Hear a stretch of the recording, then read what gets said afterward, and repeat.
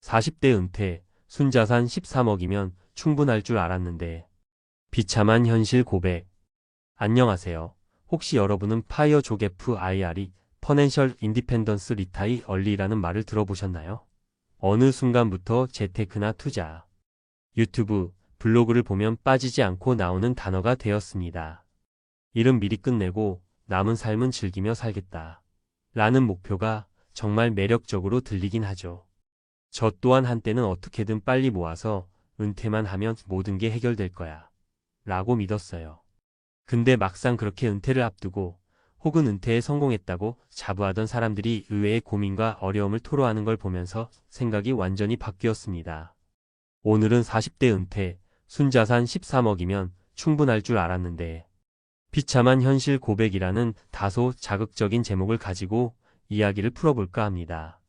사실 이 얘기는 특정 누군가만 겪는 특별한 상황이 아니라 은퇴에 대해 고민하는 많은 사람들에게 닥칠 수 있는 현실이라고 봅니다. 왜냐하면 막상 목표 금액만 채우면 지금의 고민이 사라지겠지 싶지만 인생이 그렇게 단순하지 않잖아요. 내가 예상하지 못했던 문제, 갑작스러운 건강 이슈, 가족 간의 관계 변화 등등. 돈도 중요하지만 돈만으로 해결할 수 없는 문제가 훨씬 더 많더라고요. 그래서 오늘은 실제로 40대 중반쯤에 은퇴를 계획하거나 혹은 어느 정도 실천에 옮겼다 생각하지 못했던 벽에 부딪힌 사람들의 이야기를 3가지 사례로 나눠 말씀드리고자 해요. 이걸 듣고 은퇴, 별거 아니네라고 낙담하거나 반대로 그럼에도 불구하고 난 준비하겠다라고 결심할 수도 있겠죠. 어쨌든 중요한 건 내가 어떤 삶을 원하는가를 잘 생각하는 거예요. 혹시 은퇴를 고민하신다면 오늘의 이야기가 조금이라도 도움이 되기를 바랍니다. 1. 은퇴했는데 아침에 눈 뜨면 할 일이 없다. 첫 번째 사례는 42세에 은퇴를 했다는 K씨 이야기예요. K씨는 오래 직장 생활을 하면서 부동산 투자에 일가견이 있었고 특히 지방 소형 아파트와 오피스텔 투자를 통해 자산을 착실히 늘렸대요. 결국 순자산이 13억가량 쌓였고 직장은 이제 관둬도 되겠다 싶은 생각으로 깔끔히 사표를 냈죠.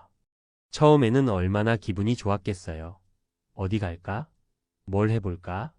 내 시간이 이렇게 많다니. 하고 설렘 가득한 상태로 퇴사 파티도 열었다고 해요. 근데 6개월쯤 지나니까 갑자기 우울감이 밀려왔대요. 일단 사람들과의 교류가 줄어들고 아침에 일어나는데 당장 가야 할 곳도 없고 만나야 할 사람도 없다라는 사실이 버거웠던 거죠. 평소 출근할 때는 하루하루가 피곤했지만 적어도 내가 속한 사회와 시스템이 있었고 동료들이 있었어요. 그런데 퇴사하고 나니 혼자만의 세상에 뚝 떨어진 느낌이 들었다고 합니다. 결국 K씨는 우울감 해소를 위해 여러 가지 새로운 취미를 찾아봤는데 이게 또 만만치 않아요. 스쿠버 다이빙, 골프 같은 걸 해보려면 시간은 있어도 체력, 비용, 그리고 무엇보다도 함께 즐길 사람이 필요하잖아요. 혼자 하려니 재미도 반감되고 친구들은 다들 아직 직장 다니고 있으니 주중엔 같이 놀 사람도 없고요. 그러다 보니 결국 집에만 틀어박혀 TV나 넷플릭스 보며 시간을 때우는 날이 많아졌다고 해요. 교훈 은퇴 후 삶을 제대로 그려놓지 않으면 돈이 있지만 할 일이 없다는 상태에 빠질 수 있다는 거예요. 돈은 은퇴의 전제 조건일 뿐이고 내가 어떤 삶을 살아갈 건가에 대한 구체적인 계획과 연결망이 없으면 금방 공허함을 느낄 수 있어요. 2. 기대만큼 수익이 안 나서 덜덜 떨었다. 두 번째 사례는 FC 이야기입니다. 이분은 주식, 펀드, ETF 등 다양한 금융 자산에 투자해서 어느 정도 수익을 봤어요. 그리고 은퇴 전엔 매달 들어오는 월급의 투자 수익까지 곁들여 자산을 계속 불릴 수 있었죠. 그래서 13억 정도가 있으면 굴려서 한 달에 몇백만 원은 안정적으로 생기겠지라고 믿었다고 합니다.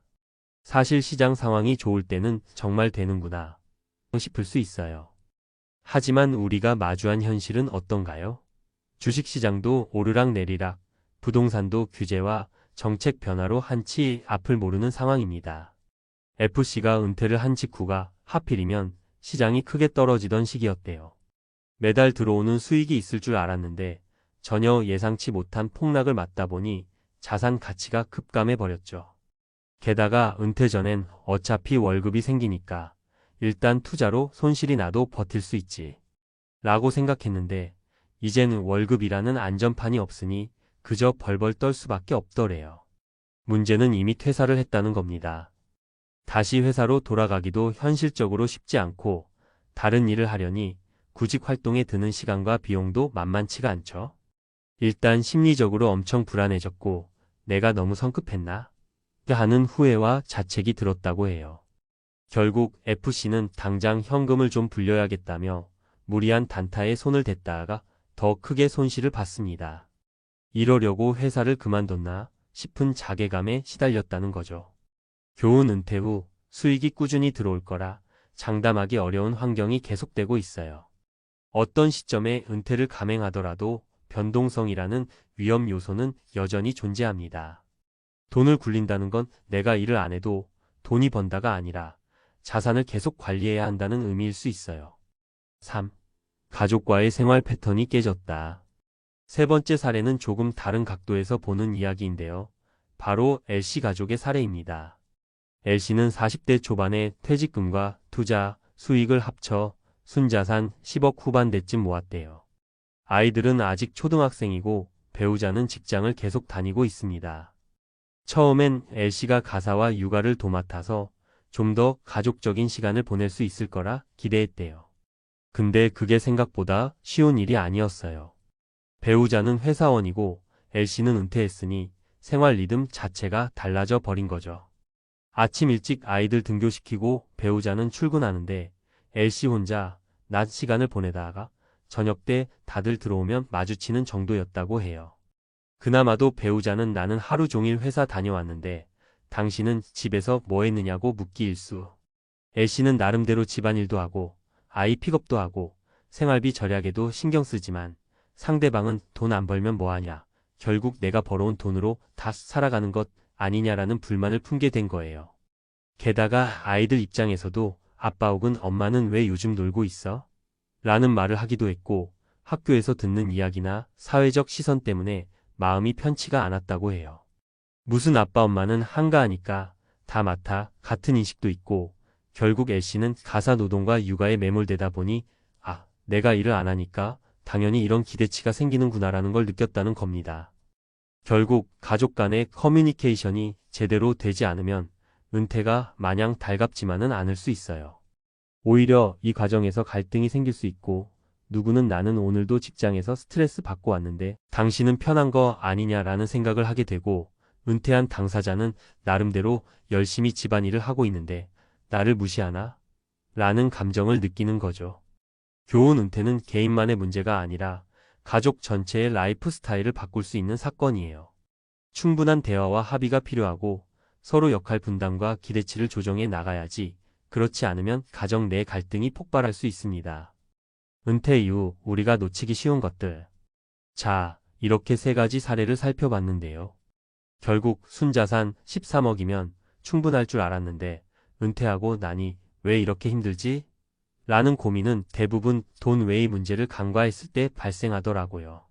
물론 금전적 문제도 크지만 그보다 인간관계, 자아 정체성, 일상 루틴, 가족 간의 기대 차이 같은 부분이 크게 작용하는 걸 볼 수 있습니다. 자아 정체성 우리는 오랫동안 사회적 역할직 업로 자신을 규정해 왔는데 은퇴하면 그 역할이 사라집니다. 그 공간을 어떻게 채울지가 중요해요. 관계회사 동료나 사회적 커뮤니티가 줄어들면 내가 속한 공동체가 갑자기 없어지는 느낌을 받게 됩니다. 친구, 가족, 취미 동호회 등 새로운 인간관계가 필요하죠. 일상 루틴 매일 출근해서 일정한 스케줄로 생활하다가 갑자기 시간이 비면 되려 허무감이나 무기력에 빠질 수 있어요. 스스로 규칙적인 라이프 스타일을 만들어야 합니다. 재무적 안정 시기별로 시장이 좋고 나쁘고가 있듯이 은퇴 이후에는 자산을 어찌 굴릴 것인가가 너무나 중요한 문제입니다. 월급이라는 안전판이 없으니까요. 가족과의 합의에 내 혼자 돈 벌었으니 그만둔다. 고에서 끝나는 게 아니라 함께 사는 배우자, 자녀, 부모님 등 가족이 어떤 생각을 하는지도 미리 충분히 논의해야 합니다. 그렇다면 어떻게 준비해야 할까? 은퇴라는 걸 무조건 부정할 필요는 없어요. 목표 금액을 잘 설정해서 건강과 관계, 자아실현 등을 고려해 내가 하고 싶은 일을 더 자유롭게 하겠다라는 취지는 정말 멋진 일입니다. 다만 그 준비 과정을 좀 더 치밀하게 해야겠죠. 실제로 성공적으로 은퇴한 뒤에 더 행복해졌다는 분들도 분명히 있으니까요. 미리미리 새로운 라이프 스타일을 시도해보기.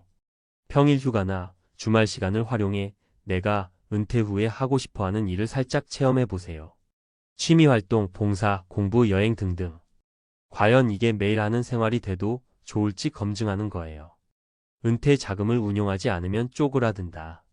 13억, 10억 혹은 5억 어떤 금액이 됐든 그걸 어떻게 굴릴지가 정말 중요합니다. 안전한 채권이나 예금만으로는 인플레이션에 따라 실질 가치가 줄어들 수도 있고 공격적으로 투자하다간 손실을 크게 볼 수도 있죠.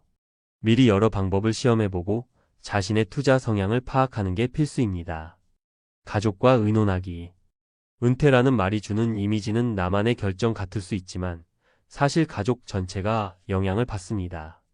가족 안에서 역할이 어떻게 변화하고 수입과 지출은 어떻게 조정할지 미리 터놓고 이야기해야 해요. 일을 완전히 끊지 말고 다른 방식으로 계속해보기. 요즘은 세컨드 잡이나 프리랜서로도 활동할 수 있는 방법이 많아요. 완전히 백수가 되기보다는 파트타임으로 내가 좋아하는 영역에서 일해보면 어떨까요? 어느 정도의 소득이 생기면 심리적 안정도 커지고 사회적 관계도 유지되니까요. 마무리하며 오늘은 40대 은퇴, 순자산 13억이면 충분할 줄 알았는데 비참한 현실 고백이라는 제목으로 이야기를 나눠봤습니다. 한때 제 로망이기도 했고 아직도 많은 분들의 로망일 거예요. 금융 독립, 경제적 자유 정말 멋진 말이잖아요. 하지만 이 로망 이면에는 생각보다 복잡한 문제들이 도사리고 있다는 사실 오늘 사례들을 통해 느끼셨을 겁니다. 정말로 은퇴가 간절히 원했던 목표라면 돈 자체가 아닌 라이프 스타일 설계를 더 집중해서 준비해보세요. 갑자기 시작되는 긴 자유가 두려움과 허무함이 되지 않도록 또 가족과의 갈등으로 번지지 않도록 미리미리 시뮬레이션해보고 소통하면서 철저히 준비하시길 바랍니다. 결론적으로 은퇴한다는 건 더 이상 아무것도 안 한다가 아니라 다음 스테이지로 넘어간다라는 뜻이라고 봐요. 어떤 스테이지인지 거기에서 내가 무엇을 하고 어떻게 살아갈지 구체적으로 그려보지 않으면 순자산 13억도, 20억도, 30억도 사실 크게 의미가 없을 거예요. 부디 은퇴를 고민하시는 모든 분들이 막연한 환상이 아닌 실질적이고 현실적인 행복을 쟁취하실 수 있길 바랍니다. 감사합니다.